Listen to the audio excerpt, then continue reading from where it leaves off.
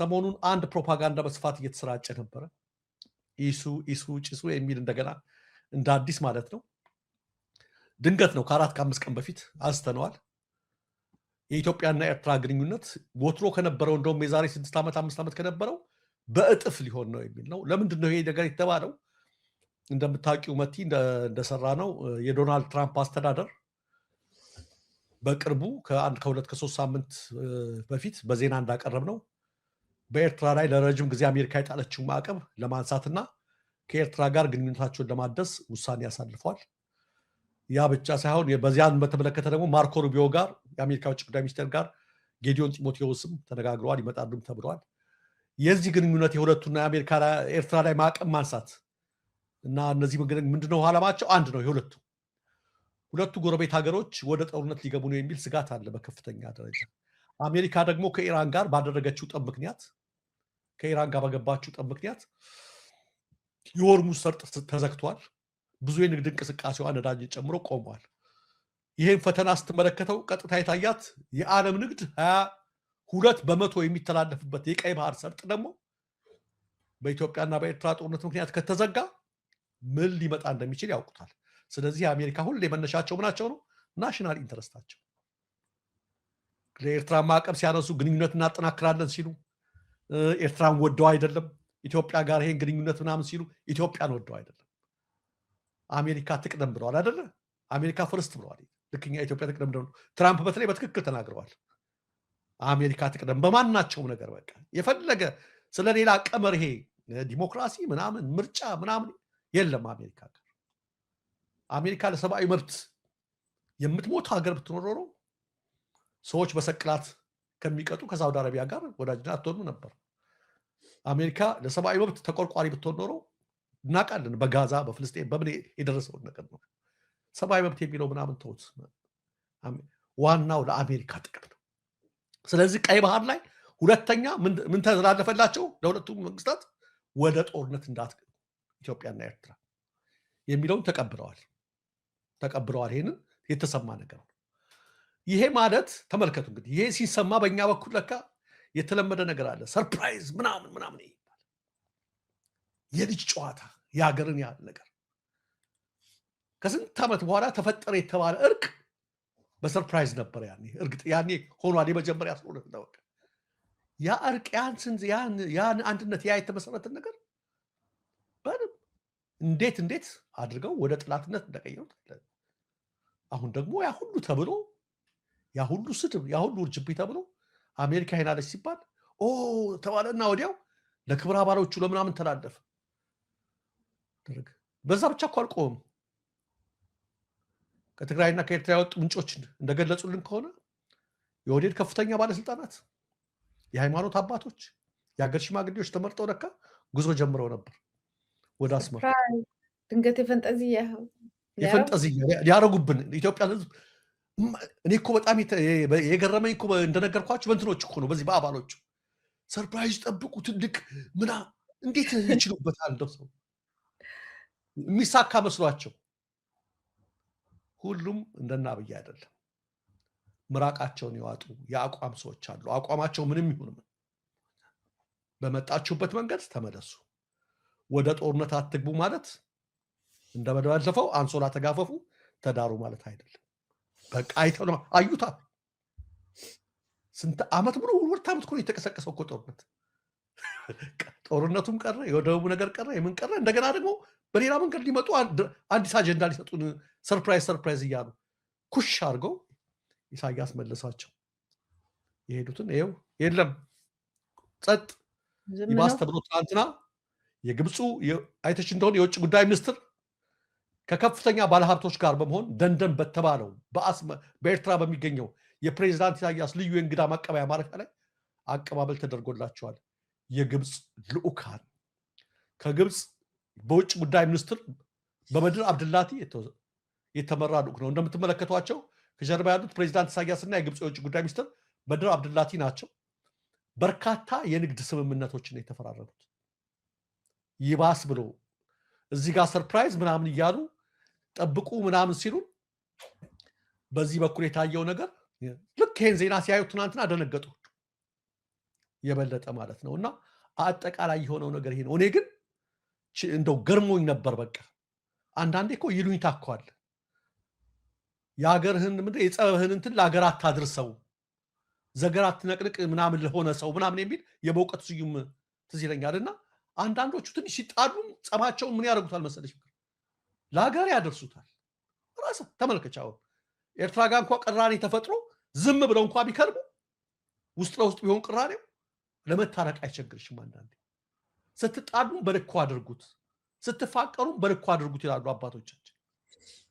ፍቅራቸው አይተሸዋል። ያኔ ድብልቅልቅልቅ አድርጎ አብይ መከራ ኦሮሚያ ክልል አልቀረ፣ በትግራይ አልቀረ፣ በዚህ በሐዋሳ አልቀረ፣ ቀለበት እየተደረገ ቡና ቁርስ ፈንዲሻ ምናምን እያለ አብይ እኔ ነኝ የማዘግነው ብሎ ሁሉን ነገር ያ ሁሉ አይተሽ ቀለበት ካላስገባ ብሎ ፍቅሩን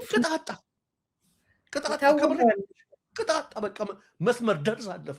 ወይ ጉር ተባለ። ከዛ ደግሞ ልክ እንደተባለ ጸባቸው ምን አደረገው? እንደዚሁ በየቀኑ ፓርላማ ላይ ውይይት በተወጣ ቁጥር ወይ ሆነ መግለጫ በተሰጠ ቁጥር በቃ መሳደብ እነ ጀነራል እና አባዱላ ገመዳ እነ ብርሃኑ ጁላ ሳይቀሩ ያን ባመሰግኑበት አፋቸው አብይን ካድሬው ሁሉ ባመሰገነበት አፉ ባህር ኃይላችን ተገኘ ዳይቭ ግቡ ምናምን እያሉ የጦርነት ቅስቀሳ ሲያደርጉ ከረው። አሁን ደግሞ ሰርፕራይዝ ሊሉን ነበር። አይገርምሽ? እንደነሱ መስሏቸው ሁሉ ማለት ነው። ነገር ግን የውጭ ግንኙነት የሀገራት ግንኙነት የሚመራው በመርህ ነው። እንደዚህ በሞቅታ አይደለም፣ በኮን አርቲስትነት አይደለም። ስለዚህ እንደዛ ስለሆነ ሳይሳካላቸው ቀርቷል፣ ዝም ብለዋል ለማለት ነው። አሁን እኔ የሚያሳየኝ ምን መሰለህ፣ አንድ ጊዜ አቶ ልደቱ አያሌው ያው ምስማማበትም አልስማማበትም ነገር ይናገራል። ከተስማማውበት ነገር አንተ ራስህ አምጥተዋል ዜናውን። ይሄ አካሄድ ኢትዮጵያ ይሄንን የተባለውን የአሰብን እንትን የምታገኝበት ሲሆን ጨርሶ ፖርቱን እንዳታገኝ የሚያደርግ አካሄድ ነው ብለው ነበር። በደንብ ነው መስማማው። እንደዚህ አይነት ብሽሽቅ ለነገው በጣም አደገኛ ችግር ይፈጥር ነበረ። በሰላም ካልሄድክ በቃ የሰማይ የደረሰ ጸብ ካረኩ በኋላ ነገሩ ይካረራልና መሀል ላይ የነበሩ ሰዎች ኦልሬዲ አሁን ርቀው ይሄዳሉ። አንድ ሁለተኛ፣ እንደዚሁም ከአቶ ገለታው ጋር ፖለቲከኛ ገለታው ጋር አንድ ውይይት ላይ ምንድን ነው ያለው? ኤርትራ እኮ አሁን በዚህ ጉዳይ ላይ ኢትዮጵያ እመጣለሁ ምናምን ብላ እንትን ካለች ከፈለገች አሰብን ምናምን ያንን ፖርት እኮ ለ99 ዓመት አሳልፋ ሁሉ ልታከራዩ ልትሰጡ ትችላለች። ይሄ ግፊት ጥሩ አይደለም።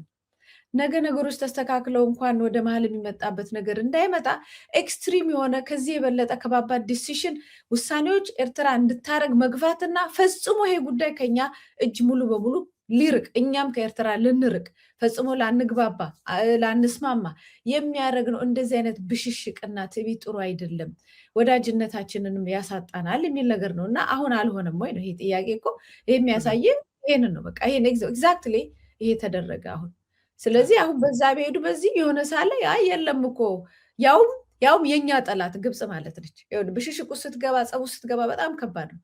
አይኩ ቦታውን ግብፅ ይዘዋለች፣ ተከራይተዋለች፣ ውል ይዛለች፣ ከዛ እሷ ትሆናለች ማለት ነው። ዋናው እንደው ማገኘች ከኢትዮጵያ ጋር ተጨማሪ የምትጣላበት ለሌላም ሊሰጥ ይችላል። በዚህ አጋጣሚ ዩናይትድ አረብ ኤምሬት ምንድነው ሰሞኑን እያወጣች ያለችው ከዚህ የሆርሙዝ ሰርጥ ያው ስለተዘጋ ሌላ ቦታዎችን እያዘጋጀው ነው እና ኦልሬዲ እየሰራውበት ነው ምናምን ብላለች። የቱን ነው? በየት በኩል ነው? በቀይ ባህር ነው? እሱንም እኮ ማወቅ አለበት። ስለዚህ ስቴክሆልደሮቹ በጣም እየሰፉ ነው ያሉት በዛ አካባቢ ላይ።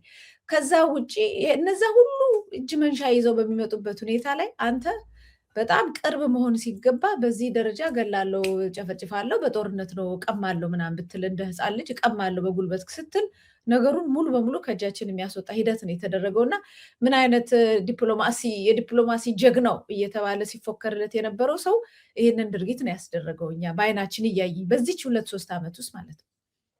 ልክ ነሽ መቲ።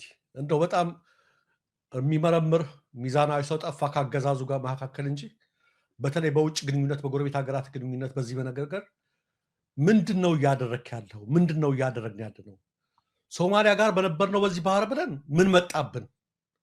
ያን ሁሉ ነገር አድርገን ኤርትራ እስከ ሁሉ ቅስቀሳ ምሁራን እየመጡ ከአዲስ አበባ ዩኒቨርሲቲ እየተባለ ከምናምን ወደ አሰብ እየተባለ በማያስፈልግ ቶን በጦርነት ፕሮቮክ በሚያደርግ ቶን ተው የሚል ሰው ጠፋ። ያን ያህል ዓመት ሁሉንም በኪሳራ አጠናቀቀው አብይ በኪሳራ። እኛ ተው ስንናገር ለሀገር የቆምነው እኛ ነን። ተው የምንለው ኢትዮጵያ ላይ የሚያከስር ነገር እያመጣ ነው። ይሄ ሰውዬ አላወቀበትም። የልጅ ሩጫ ነው። ሲሮጡ የታጠቁት ሲሮጡ ይፈታል። ሁሉም ጋር ገባለሁ ብሎ እዛም ዘት ማለት ችግር ይፈጥራል።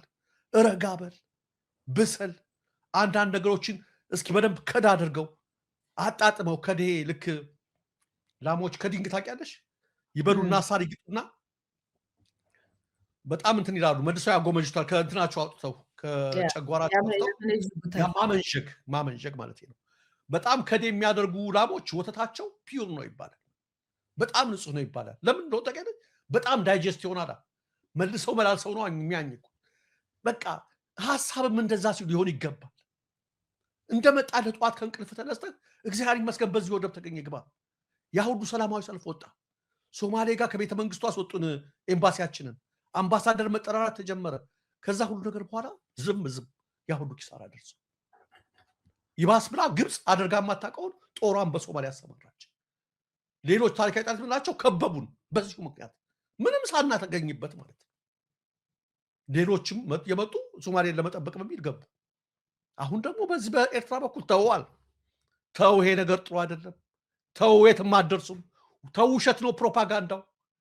ተው አትቀስቅሱ፣ ፕሮቮክ አታድርጉ፣ ተው አትጣሉ፣ ተው ጸቡን አታክሩት። መጨረሻ ላይ ምን አለ የዛሬ ወር አካባቢ ባይገኝም ደግሞ ወደብ ያስፈልጋል የሚለውን አመለካከት ለትውልዱ አስረጸናል። ጠቃሚ መሆኑን ወገብ ጠቃሚ መሆኑን ማን ይጠፋዋል? እንዴ ዳቦ ይበላል እኮ እንደማለት ነው። ዳቦ እንደሚበላ ማን ይጠፋዋል? ትናንትናም አንድ ዜና ሳይ ነበር። መከላከያው ዘመናዊ ቴክኖሎጂ መጠቀሙ ይላል። መከላከያ ገጽ ላይ ነው። እኔ መቼ ዜና የጋዜጠኛ ስለሆንኩ ርዕሱን ነው ከላይ ያየሁት። መከላከያ ዘመናዊ ቴክኖሎጂ መጠቀሙ ጠቃሚ ነው ይላል። ምን አይነት አባባል! ለማንም ጠቃሚ ነው እና ጀነራል ትሩዝ አይነት ዜና ሞልቷል መቼም። እና እንደዛ አይነት ነገር ነው ያደረገው። ይሄ ነገር ነው የሆነው። መጨረሻም ላይ ይሄ ኪሳራ ነው የመጣው።